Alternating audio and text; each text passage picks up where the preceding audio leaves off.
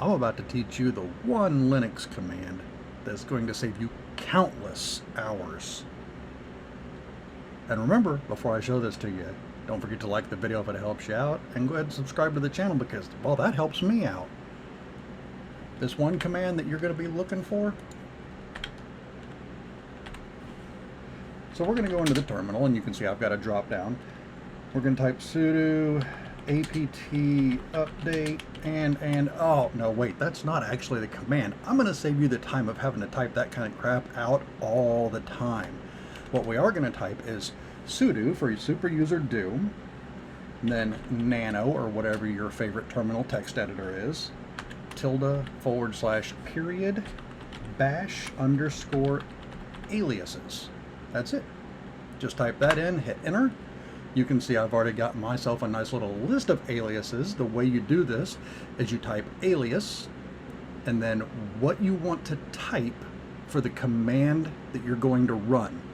So if you go to the bottom down here, you'll see I have an alias called go up, and that equals quote sudo apt update ampersand and then sudo apt full upgrade minus y to tell it, yeah, just go ahead and hit yes for me so I don't have to.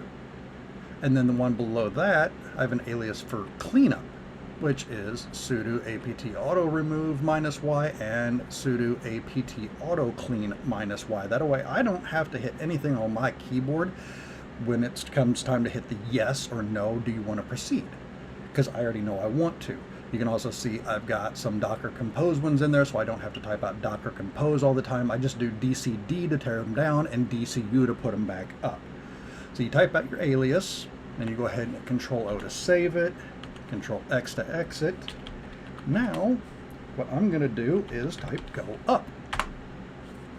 And look at that. It does the whole update process for me with that one simple little short command instead of having to type out a huge long command or even multiple commands. And then that one went ahead and went through. There was no updates, and I'm going to do cleanup. And we're all done. You can literally use this to make any shortcut you want as long as it does not interfere with current commands on the system. So you can't make one called sudo because that's going to interfere with the sudo command. But anything else, the sky is the limit. Make your own commands that are shortcut to longer ones. That way you save yourself hours of typing. Enjoy, and again, don't forget to like.